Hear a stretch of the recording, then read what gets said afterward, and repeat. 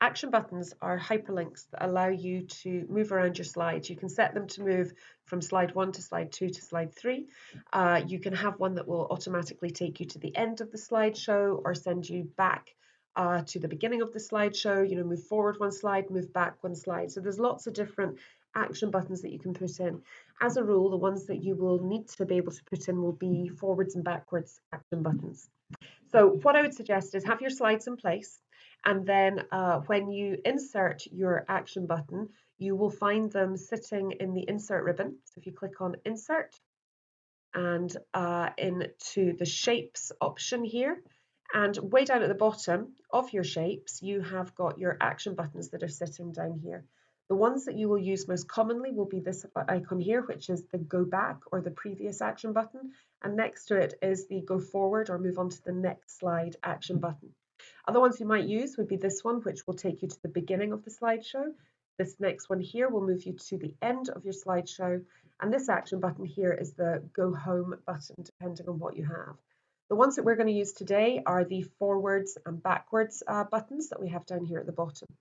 So what I would suggest you do is, having applied your design template, put in your text and things to your slides, I would click on, I'm going to choose the go forward button. So I'm going to click on it in order to insert it. And you can see that my cursor here is now the wee square, which allows me to click and drag my action button onto the page.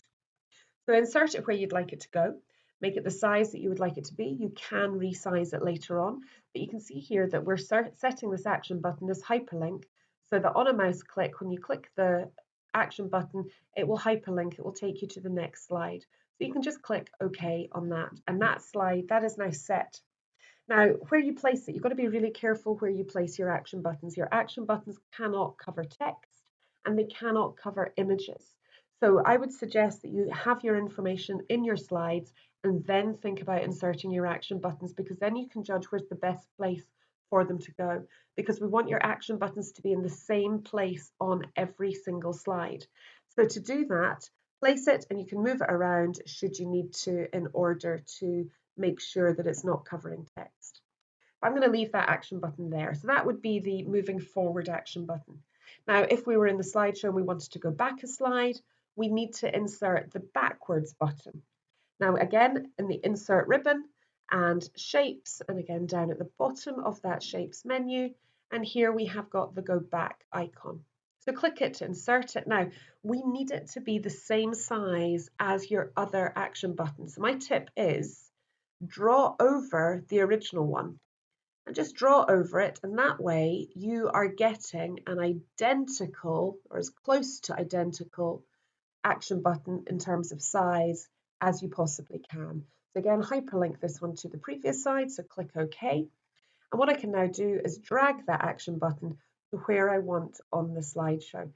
So I'm just going to pop it there because it's completely level with the forward one. And you can see my action buttons are sitting there. Now, that's fine for my main slide. I now need to have my action buttons in the same place on slide 2 and slide 3.